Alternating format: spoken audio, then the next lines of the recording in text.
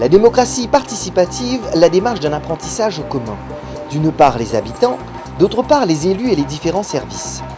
Une façon autre de prendre des décisions. 2 ans depuis la création de nouvelles instances à Metz, constat, perspective, comment la faire progresser ensemble, 4 ateliers, 4 thèmes différents.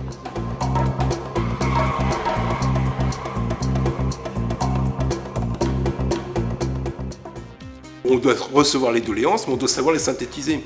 Je veux dire, si quelqu'un dit tiens, il y a un trou à reboucher, je veux dire ça c'est une doléance. Mais si 10 personnes disent il y a des trous à reboucher là et là et là, là il y a une question d'entretien des locaux ou des routes, etc. Alors le diagnostic justement, les diagnostics, il a tendance à se faire lors des réunions de comité de quartier, à recevoir les avis des citoyens, à faire un diagnostic sur le ressenti de chacun.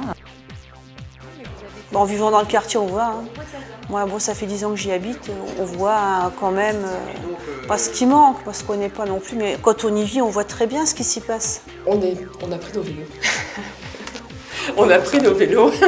On a pris nos vélos, on était à plusieurs, et puis on s'est mis avec le et on a fait le tour du quartier en examinant justement les facilités qu'il y avait à circuler à certains endroits, les difficultés qu'il y avait à d'autres endroits.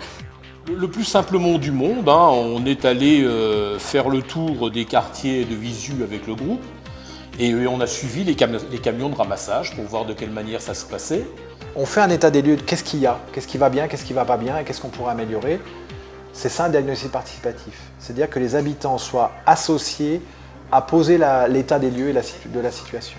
C'est de faire des propositions, en fonction de ce que l'on ressent sur le secteur. Pour agir, il faut savoir déjà, il faut avoir les outils. La question c'est quel outil on nous donne pour agir.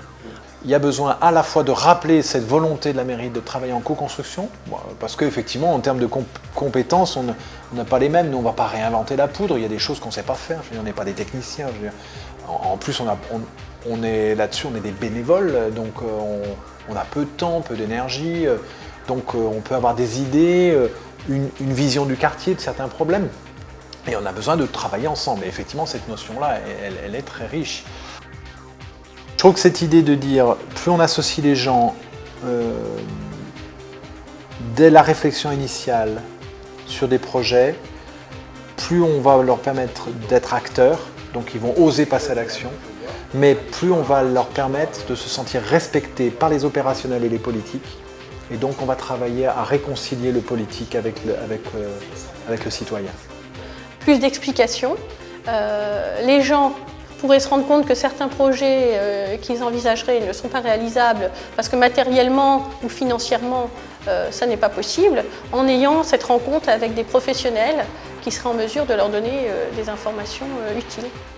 Il faut constamment qu'il y ait une sorte de fonctionnement concomitant, c'est-à-dire on va dire des fonctionnements en parallèle entre la municipalité et le comité de quartier. Le comité de quartier est une force de proposition, mais pas une force de décision.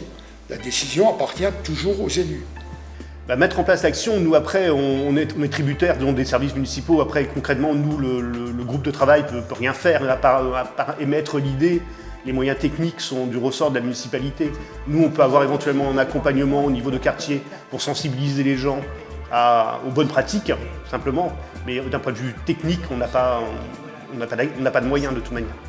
Passer à l'action, je dirais, quelle action? Parce qu'il ne faut pas oublier que nous ne sommes que des acteurs bénévoles qui